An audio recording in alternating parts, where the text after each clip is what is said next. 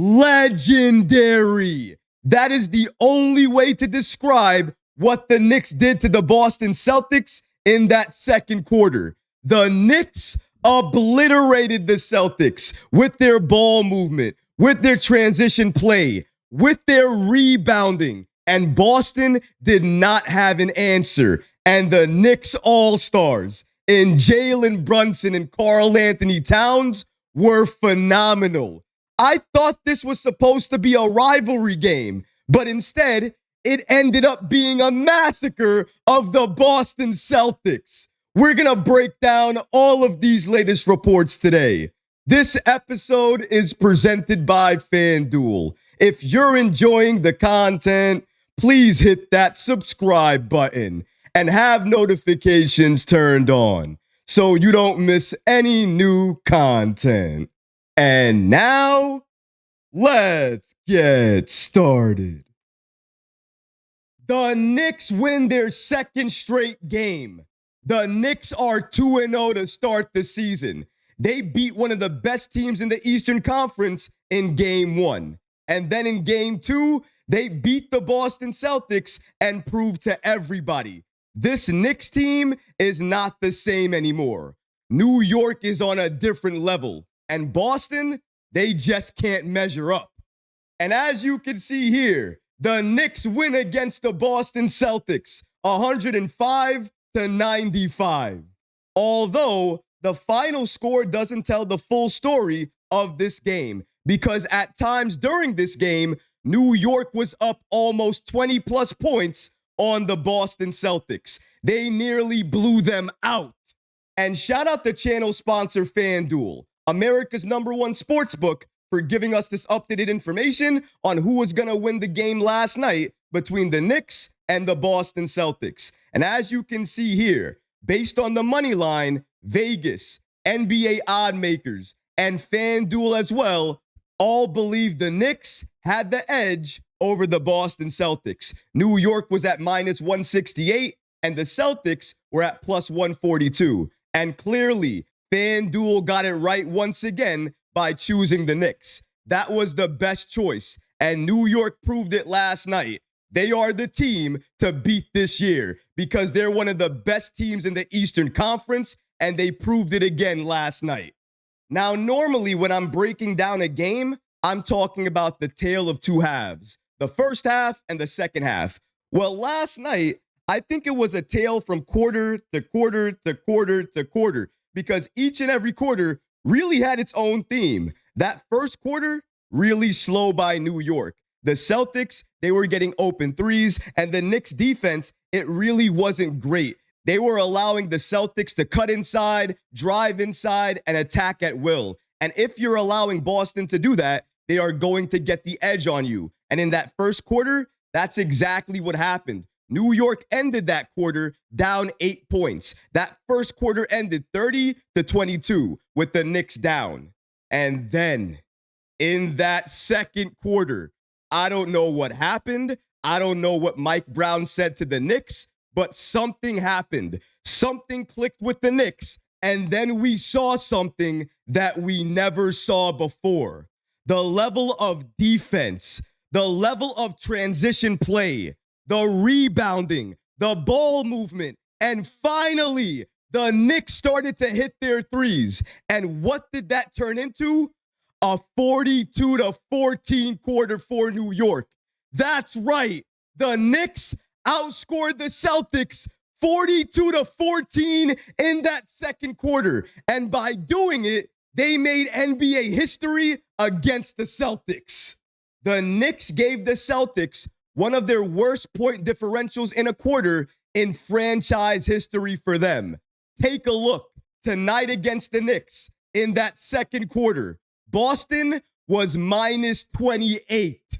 Honestly speaking, that quarter of basketball for the Knicks was the best quarter of basketball I have seen all season. Certainly the best style of basketball I have seen under Mike Brown in this Mike Brown era. And if the Knicks can play like that for 48 minutes, there is not a team in this league that can go toe-to-toe with the Knicks. The defense that we saw, Mikal Bridges, Karl-Anthony Towns, OG Anunoby, Miles McBride, all with great defense, all with great help defense, getting into the passing lanes, getting those steals, making the right play in transition. The transition plays by New York, they were destroying the Boston Celtics in that way. That second quarter was legendary, and I am going to remember it for the rest of this season. They destroyed Boston. But remember, I said it was a tale of quarter to quarter to quarter to quarter. Now, keeping that in mind, that third quarter for the Knicks, starting off that third quarter, maybe all the way to the 4-minute mark. That third for the Knicks started off magically. When I'm telling you they could not miss from three, to start off that third quarter, New York could not miss from three, including the captain, Jalen Brunson, who hit 2 big three-pointers in that third quarter. And in the third, New York enjoyed their biggest lead of 24 points. However, to close out that third quarter, and really that entire fourth quarter, the Boston Celtics defense, it got a lot better. And the Knicks defense, the way they were trying to move the ball, the way they were trying to play in transition and try to get easier points, fast break points. The Boston Celtics, credit to them, they did their best to stop New York and stop the runs. And because they did that, they made it a very good game, a very competitive game late in that fourth quarter. They actually cut the lead to single digits. And they did that because they forced the Knicks into a lot of different turnovers. And New York was just not handling the ball well. And the Celtics got back into the game. But Captain Clutch himself, Jalen Brunson, would not let the Knicks lose this game. Once Boston cut the Knicks lead to single digits, Brunson responded by hitting a huge three to put the Knicks up even more. And then throughout the rest of that game, New York played great defense. They held Boston in check. And even though Boston tried to make a run, ultimately, they could not do it because of what the Knicks did to them on the boards and in transition. And when you lose like that, there is no way to come back from it. And the crazy part about all of this is that the Knicks didn't really shoot that well from the floor as a team last night. But when you're destroying the Celtics on the boards, when you're winning in transition, you are going to win the game anyways. And thankfully, that's what happened with the Knicks. And one of the main reasons the Knicks won this game, and I just mentioned him, was because of Jalen Brunson. His efficiency, his ball movement, his ability to draw defenders, knock down threes, and get other players open shots. Jalen Brunson is operating on a different level. And last night, he showed it against the Boston Celtics. Jalen Brunson had 31 points on 10 of 20 shooting. He was 50% from the field. He had 5 assists and 3 rebounds. And Jalen Brunson, he was mostly off the ball. Other players who were bringing up the ball include Mikal Bridges, Miles McBride, Jordan Clarkson, and even at one point, OG Anunoby. The Knicks are doing everything in their power to lighten the workload on Jalen Brunson. And clearly, it is working. And off-ball Jalen Brunson, when he's attacking, when he's aggressive, when he's hitting those three-point shots, when he's driving inside, taking contact, or finding the open man, making the hockey assist. Either way, Jalen Brunson, when he's operating like this, he is almost unstoppable, and he can do it all. He was lighting up the Boston Celtics in a number of ways, but he did not do it alone. He had some help from a number of different players. One of them was another all-star on this team, Karl-Anthony Towns. I have no idea what is going on with Towns. I have no idea how severely he really is injured. But what I can say is if he can play like this without further damaging that injured quad, then you know what?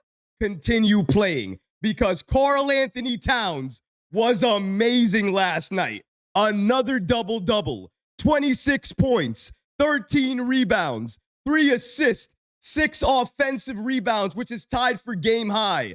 1 steal, 1 block. Why? Because his help defense is getting better. but maybe my favorite stat of the night when it comes to Karl-Anthony Towns. He was 4 of 6 from 3. 4 of 6 from 3. Do you know what that means? Do you know what that does for a player like Karl-Anthony Towns? When you're hitting that 3 ball, like he was last night. 4 of 6 from 3. The defense almost always is collapsing on you when you touch that ball at the perimeter. And if you fake it, like Karl-Anthony Towns can do, he will drive, have an open lane, likely attacking. It's an easy basket or an easy and one, or he's still getting to the free throw line either way.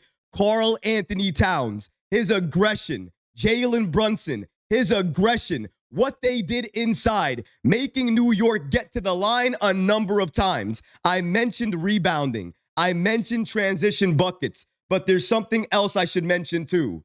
It's the number of free throws. The Knicks took way more free throws than the Boston Celtics. And when you add up all of these things, they equal more points that the Knicks were able to use to beat the Boston Celtics. Sometimes when your offense doesn't look right, you have to win in other areas. And the Knicks last night, they did exactly that. Now, I mentioned Jalen Brunson. I mentioned Karl-Anthony Towns. But right now, it's a perfect time to look at the players' minutes breakdown.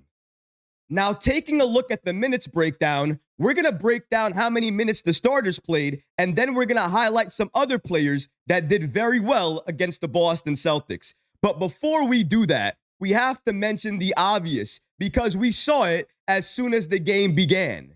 The new starting lineup: OG Anunoby, Karl-Anthony Towns, Mikal Bridges, Jalen Brunson, and Miles McBride. That lineup is definitely called the 5-out lineup because every single one of those players can shoot that 3 ball very well. And last night, really in that second quarter, we saw it come to light. We saw what this Knicks team can do when everything is clicking on defense, on offense, and all the players understand their role. And Deuce McBride starting, his defense, his playmaking, what he was doing for the Knicks in that second quarter, in that first quarter, helping to find Karl-Anthony Towns on a number of open threes. Deuce McBride, I never thought that he would be playmaking for this Knicks team. But you know what? Deuce McBride, he can play make. He can play great defense. He shut down Peyton Pritchard. He made a Fernie Simons be in jail all night long because every time Deuce was on him, he would play him aggressively. He would hound him, cause a turnover, steal the ball. Something would happen, but Deuce McBride starting, it is unbelievable. Now, honestly, the only reason I believe Deuce McBride started was because of the matchups. That is what Mike Brown is doing right now. He is playing the matchups. If the Boston Celtics were a little bit bigger, we would have seen Huck Porty start. But because they were playing a little bit smaller, we saw Deuce McBride play. And this is exactly what I want to see from Mike Brown. Play the matchups. Because if you play the matchups, then everybody gets to play, and the Knicks are playing at their advantages. Exactly what you need to do against each and every team in this league. And under Mike Brown, clearly, we are going to see that. We are only in game 2, and already we have seen 2 different starting lineups. And speaking about Deuce McBride, last night, he played 32 minutes. On offense, he really wasn't that great. 3 of 11 from the field, 2 of 9 from 3, but he had 4 rebounds, 4 assists, and 10 points. Jalen Brunson played 35 minutes. Mikal Bridges, he played 36 minutes. He was 5 of 10 from the field, very efficient. 2 of 4 from 3, very efficient. 6 rebounds, 2 assists, and 12 points. He also played great defense. Once again, in my opinion, Mikal Bridges continues to show why he is the most complete player for this Knicks team this season. He does a little bit of everything. Point guard Mikal Bridges, he is there. Rebounding, he does that. He can also play great defense, get into the passing lanes, steal the ball, and create easier opportunities for everybody he's on the floor with. And Mikal Bridges, he is doing that. I said it before, but I must say it again. Under Mike Brown, Mikal Bridges is unlocked. This Mikal Bridges was the Mikal New York traded for when they gave up all of those first-round picks. And now, finally, this season, we have him here on this team. Mikal Bridges also played the most minutes out of any player last night at 36 minutes. Brunson played 35 minutes. Karl-Anthony Towns played 33 minutes. And OG Anunoby, he played 29 minutes. Unfortunately for Anunoby, he did not have a great offensive game, but he still played great defense and did what he needed to do for New York. Off the bench, we saw Yabusele with 13 minutes, Clarkson with 16 minutes, Hart with 19 minutes, Landry Shamet with 14 minutes, and Tyler Kolek with 13 minutes. For Josh Hart, it was his first game back, and I need to say it. Josh Hart, rebounding-wise, monster. Absolute monster. He had 14 rebounds in 19 minutes. That is insane. He was just locked in and focused on getting so many different second chance opportunities for the Knicks. I love that for Josh Hart, and that needs to be praised. However, the offense. Oh my. His offense, his three-point shooting, any type of offense that Josh Hart tried to generate last night was absolutely terrible. It was horrible. His shot looks very broken, very, very bad. Now, maybe you can blame that on tired legs. In my opinion, I blame that on his finger injury and that splint. Clearly, he's still not used to shooting with that splint, and it's going to take him a lot of time to really find that rhythm again. But as of right now, the rebounding, great. The offense, it's absolutely disgusting, terrible.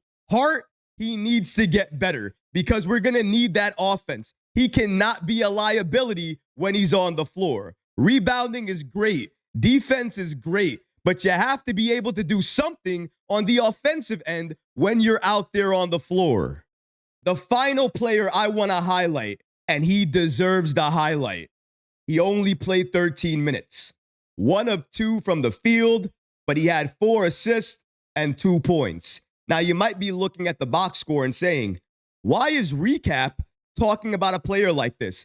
By the way, if you don't know who I'm talking about, he's the player in the image on the screen. It's Tyler Kolek. Why am I talking about Tyler Kolek when he only played limited minutes? Let me tell you why. In those limited minutes, we saw Tyler Kolek play the best defense of his entire NBA career, getting into the passing lanes, using his body, trying to draw charges, trying to get over the screens, trying to make sure he stays in front of his defender. Tyler Kolek was doing everything you could want on the defensive end last night for the Knicks. And I think he's only going to get better under Mike Brown. Offensively, he's attacking. He's driving aggressively to the rim. And by doing that, he's able to find a number of different players who are open. And he's making the right pass, making the right play. And because of that, the Knicks are able to convert and they're running the other way. Tyler Kolek is one of the best backup point guards the Knicks have on their bench. And each and every game so far, he showed why. Last night, he earned every single one of those minutes. His playmaking, his defense, what he did for the Knicks second unit. In my opinion, it's clear. New York doesn't have to add any more guards to this team. We already have who we need. You have Deuce McBride, you have Tyler Kolek off the bench, and guess what? Tyler Kolek likely played because of the matchups. If the Celtics were a little bit bigger, you know who probably would have played? Kevin McCullough Jr. because of his abilities and his size. Mike Brown, this new era of Knicks basketball, it's exciting. And this Knicks team, they're actually fun to watch. Now it's time to break down the team stats. As you can see here, there are so many different categories. I'm not going to go through all of them. However, I will highlight a few that we need to talk about. And one of them is the field goal percentage. The Knicks shot 38.4% from the field. Conversely, the Celtics shot 42.7% from the field. But take a look at this craziness. 3-point shooting percentage. The Celtics, 34.1%. The Knicks, 37.8%. So New York essentially shot the same from the field as they did from three. 38%.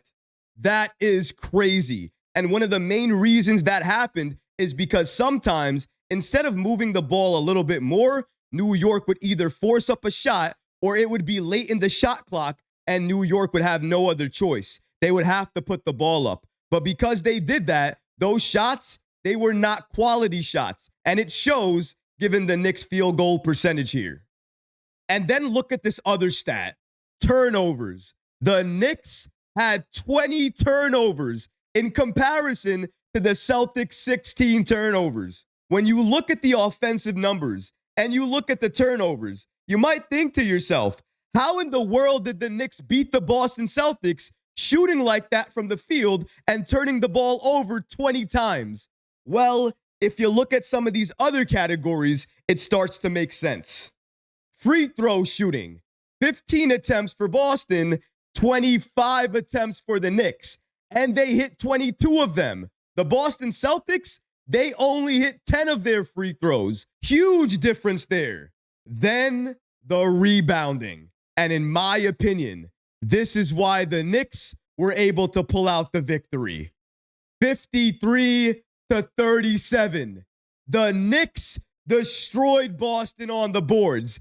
They had 21 offensive rebounds to Boston's 8 offensive rebounds. Second chance opportunities helped New York stay in this game and win this game. And the final stat I want to review, which proves to me we are officially in the Mike Brown era. Fast break points.